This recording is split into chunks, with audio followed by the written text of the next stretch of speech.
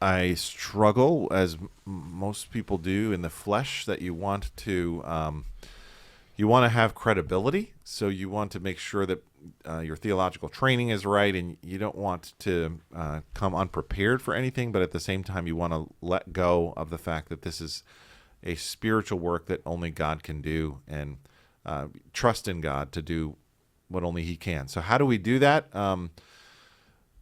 There's a great proverb that says the horse is prepared for the day of battle, but victory belongs to the Lord. So we do the part that we can do. We prepare the horse, but then we trust God to bring about the victory and give Him all the glory and the credit when He decides to do that. So we build the altar, He sends the fire. And so I think we need to do both, but I think we can definitely make sure we're giving glory to God. And if something great happens in the ministry, I think it's okay to celebrate that. Yesterday I was standing in the baptism waters with Cole Liverance, and that was a really special moment. We have celebrated with him, and I thank God that we were able to take that step together, and that Cole was professing his faith. And there's a real source of joy there. And so what I like to say to myself is, when God gives us a little glimpse of ministry victory, I sniff it for 1 second and then give the glory all to God. I don't want to get high on that and think it's something about Dave.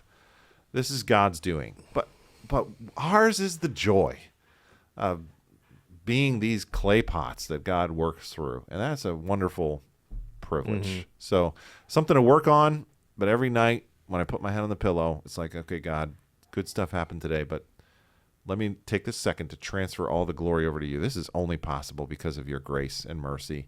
I am in awe of the fact that you would choose to use somebody like me to do your work. That's crazy to me. Yeah. So, yeah, it's something I have to constantly sort of battle, because we all have that ugly flesh thing, but it's something we need to keep in check, lest we become one of those leaders that we talked about in this. I was thinking, going back to the Mark Driscoll illustration, it's when you get a larger platform, it's very easy to start to think that you always get good press. Mm-hmm. And it and when that happens, you can insulate yourself from criticism and from self-evaluation. That's a real danger to do. Because for pastors, and even on a smaller scale, whether you have a church of 100 or 10,000, you at some extent are a celebrity within that community. Not a celebrity in the sense that you think you're famous, but a lot of times you're up there, you're preaching, and people come up to you later on as your church grows, and you might not know exactly who they are, and you're at a disadvantage. So you have to guard against thinking that, I'm the pastor, I'm the super spiritual one. But at the same time, knowing that God has called, like Dave was talking about, knowing that God has called you there for a reason to shepherd the flock. It's a balance to constantly be pursuing, and there's landmines that come up all the time that if we're not careful, we can step in.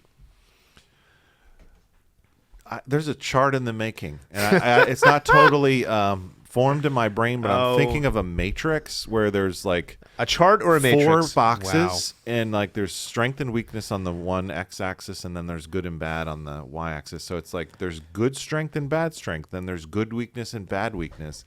And I think there's some different categories that we need to think through. We don't need to be like having the theology of the worm, like we're terrible, we're scum.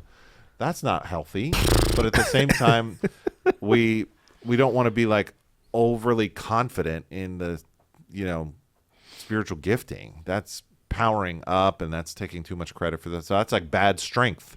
There's like bad weakness, and then there's bad strength. Then there's good weakness, and then there's good strength, right? So walking in spiritual authority, that's good strength. Boasting in our weakness, saying, God's grace is sufficient, that's good weakness. And then so there's okay, it's coming. It's forming in my brain. Maybe next week we'll have the chart for that. Theology Sprint just see how the chart. his mind just goes right to the chart. He's does. like, there's a chart for that.